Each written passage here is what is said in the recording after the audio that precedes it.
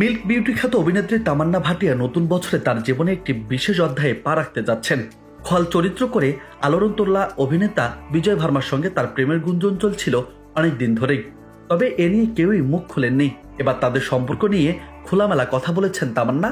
এমনকি 2025 সালে 7 পাকে বাধা পড়ার সম্ভাবনা আছে বলেও ইঙ্গিত দিয়েছেন তিনি।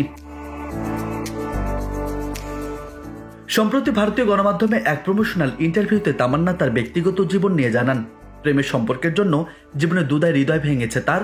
সেই সময়টাতে তামান্নার জন্য খুব ভয়াবহ ছিল।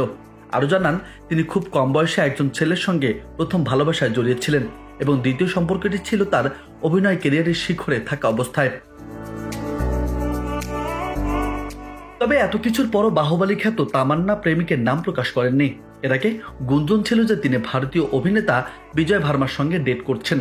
পাপারাজ্জিদের ক্যামেরায় বহুবার ফ্রেমবন্দি হয়েছেন তারা, যদিও নিজেদের সম্পর্ক আড়ালে রাখতে বদ্ধপরিকর দুজনই। এখন দেখার অপেক্ষা তামান্না জীবনসঙ্গী হিসেবে কাকে বেছে নেন।